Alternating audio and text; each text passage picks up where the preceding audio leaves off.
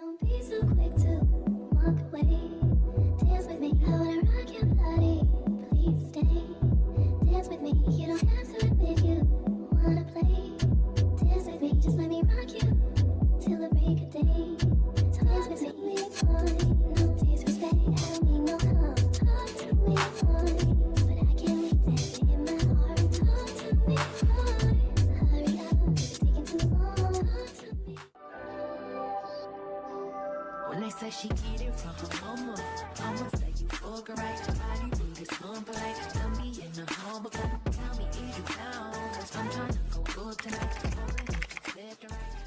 So how was that amazing but dramatic intro? Because I loved it. Hey guys, and welcome back to another video, another lash tutorial on this gorgeous, beautiful looking set. Something that definitely helped me step out of my comfort zone as a lash artist. So we're gonna dive right into it. Let's start with the VEYES gel pads. As always, you guys already know. You know already. I don't need to tell you guys. Hypoallergenic, smooth, moisturizing, tacky, all of the above, non-hypoallergenic. So again, we're not going to get those teary eyes. Taking my Amazon white tape, best tape in the world, hands down. I'll link it down below, and I actually linked it this time for you guys, so be proud of me. But I love this. It's comparable to Nextcare sensitive skin tape, but it's white, and I love that because it allows me to see the lashes a lot better, especially when I'm lashing and isolating. It's just a lot easier, makes it brighter, makes it better, and actually makes the lashes stand out a lot more. So let's talk about the mapping here. I'm not gonna lie to you guys, I always do this every single time I map. I put down the mapping, I put down the curl I want, and then as soon as I go in and I start checking the lashes, I'm like, I'm not feeling that. It's not vibing with me. So I'm gonna switch it up. So right here, you're gonna see that I am going relatively very, very short in the inner corner and gradually make it longer in the outer corner. I want a pretty much a decently dramatic cat eye, especially because we are going to be using the star of the show, L curl. It's just something that it's like so intimidating for me as a lash artist. I don't know why, but I've been wanting to try this so bad, and I'm so happy that I did, because playing with curls, you guys, is probably going to be your best friend. Even being a newbie in the industry, the best way to stand out is to try different curls, try different lengths, play around with eye shapes, so that way you can create different types of unique sets so that people will actually want to book with you. I feel like having basic sets, they're nice, they're great, you should always have them, you should always run to them, but creating different type of looks is really going to help you stand out in this industry, especially with it being saturated. And let's be real, it is. So having different curls and understanding your client's eye shapes and what goes for them. But be wary, okay? L curl is for a specific girl. She does have to have relatively flatter lashes, and her outer corners can't be too droopy. I'm gonna be honest with you guys. I love the way this came out, but I do wish that I had an M curl instead of an L curl for the set. But hey, it's a learning process, and that's what I love about trying new curls and trying different techniques and different mapping, because you get to see what you can use for next time and if that worked for you or if it didn't. So with that being said, let's get back to it. I'm sorry guys, when I talk and I do these mapping videos, I don't script them out. I want them to be raw and realistic so that you guys really get to understand, really learn, and hopefully that it's like easier to maneuver for me that way. Anyways, so when it came to the mapping, I decided that from pretty much right here, if you're looking dead at this video, where her brow arch starts to the outer corner, we're going to be using L curl. And as you can see here, I'm adjusting, I'm making sure that I like that curl, it's laying right. Honestly, it was probably the coolest thing ever. I was just like so happy to use it. From her brow arch to her inner corners now, I did use B curl, because I felt like the L curl in the inner corner, which you guys are going to see me in this video because I didn't cut this out. Again, raw, uncut footage here. I did use some L curl in the innermost portion and middle, and I just realized that I'm like, I'm not feeling that. It was too upright. So her outer corners tend to droop a little bit more than from her middle to her inner corners, if that makes sense. So I decided to use more of a curlier curl to kind of really balance that out. Again, wish that I did that in the outer corner than in the inner corner, but I still feel like it created a really beautiful set regardless.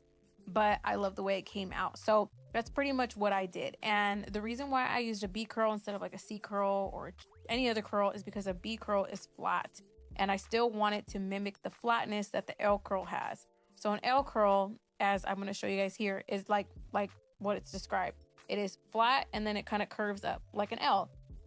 It's for uplifting lashes. It's to open up the lashes. It's to create a look that's different from any other curl that you're going to use, like D curl, CC curl, C curl, even B curl. It's to create a lift. So I wanted lift in the inner corners, but not too much. So I needed to be kind of flatter. I didn't need it to stick upright towards the end. I needed something that was going to flow.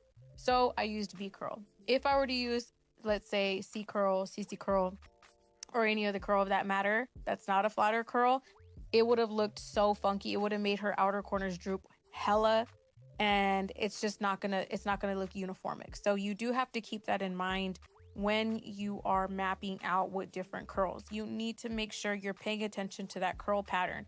If you're using an L curl, you want to stick with that flat curl. Let's just say you were using like an LD curl. Obviously that's really curly, so then you can go in with maybe like a C curl or a CC curl to really balance that out and create uniformity. I really hope that makes sense. There is so much more that we can go and really dive deep into mapping. I feel like that needs to be a whole class and needs to definitely be a whole separate video. If you guys would like me to go ahead and try to make a video like that, let me know in the comment section down below. Oh, I did not mention to you guys what kind of spikes and what lashes are we doing. So we are doing pretty much like a wet set, super closed fans. I've showed you guys in a couple of videos what that looks like. I'll insert a video real quick. It is extremely close. It's not pointy. If some of them are pointy to the tip, it's okay, but the tip is a little bit fluffy and I'm okay with that. That's the kind of look that I'm trying to go for. It's very light, it's very airy, but I'm getting coverage. So I'm lashing as many lashes as I can. Obviously avoiding the baby lashes, ones that are so small, so thin that you shouldn't even be lashing, but I'm getting coverage. So about 95 to 97% of the lashes I'm filling in with this set. If she probably had less lashes, I would have incorporated some fans, but all I did was the closed ones, and I think the set turned out perfect. It was full enough and it wasn't too thick, but it wasn't too thin. Loved it down. I think it's probably the best thing you'll ever do if you invest your time into learning curls. I get asked a lot, like, how do I get such good retention? How is your retention so fire? Like, I know the glue, I got the glues that you're saying, I got the products, but my retention still isn't bomb. You need to make sure you're paying attention to your client's natural lash curl. If your client's natural lash curl is a C curl, I guarantee you if you put a B curl or a C curl on them, they'll last a lot longer.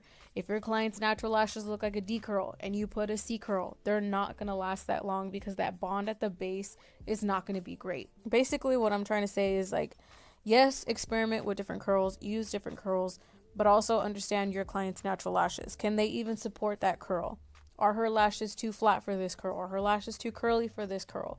You really got to take those other things into consideration. That goes back to a whole nother video. But as always, you guys, direction and flow. You guys hear me say that so many times. Make sure that you are slightly over directing those outer corners.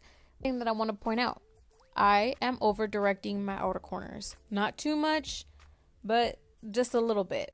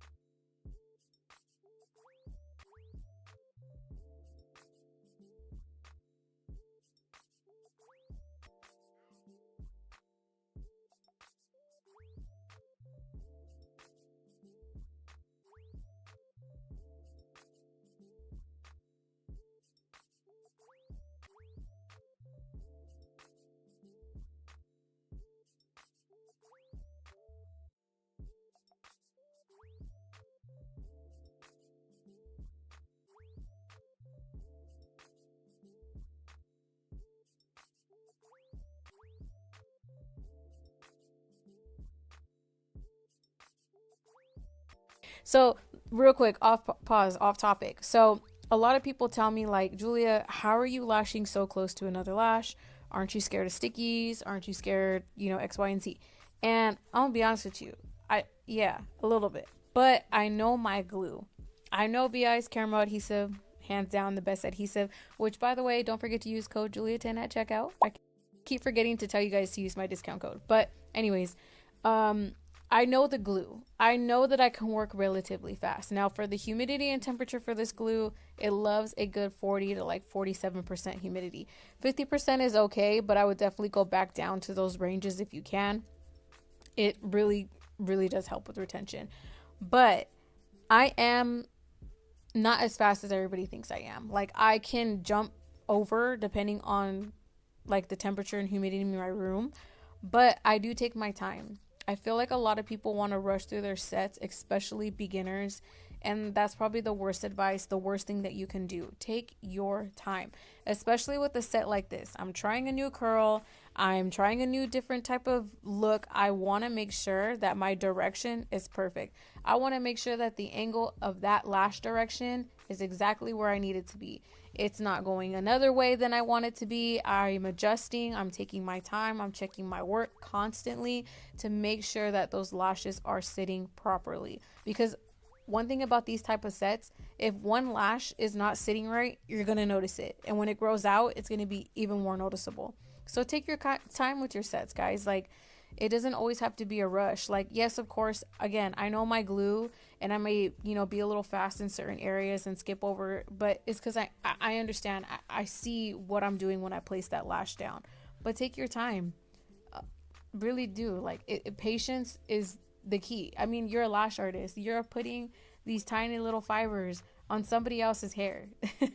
Patience is key. And I know patience is a virtue, but literally like tiny little surgeons on people's eyes. It's crazy. But yeah, so to finish off this lash look, go ahead again, check your work, make sure everything looks good. And we're going to take some VEYES Super Bonder and we're going to place it at the base of the lash, only where the adhesive and the extension and the natural lash meet. You don't need to put this all over. I see some people doing that. Don't do that. You're going to close up your fans because as you can see at the tip of these lashes, they're a little fluffy. I did go ahead and put my bonder on a lip wand because my Nano Mister died. I don't know what happened. She just took a crap on me and she doesn't work anymore. I ordered a new one, but very, very lightly. A lot of people like to drench their micro swab, their lip wand in a bunch of bonder and place it on your client's eyes. One, that's going to cause your client to have a little bit of like a chemical reaction in a way, not in a way where you think it's like an infection or anything or like a flare up. It's like too much. Like the chemical in it is very potent. I go very, very lightly. You don't want to shock cure your lashes and make sure your lashes are dry before you're putting your bonder on. Don't put bonder on right away, and less is more. You just want to minimize fumes, guys. Bonder doesn't make your retention last longer. It just minimizes fumes and cures the glue. That's all it's doing. Please don't think that it helps with your retention. But as you guys can see, here we go. It's textured. It's full. You can see that she's got like that dark base still, but it's still not heavy. You know what I mean? Oh, I just love it. I hope that you guys get to try something else like this. Tag me in the comment section down below. Tag me on Instagram. Tag me on all your social medias. Don't forget to comment, like, and subscribe on your guys' way out. And don't forget to use my discount code on your VEYES purchases. I love you guys so much, and I'll see you guys in my next tutorial.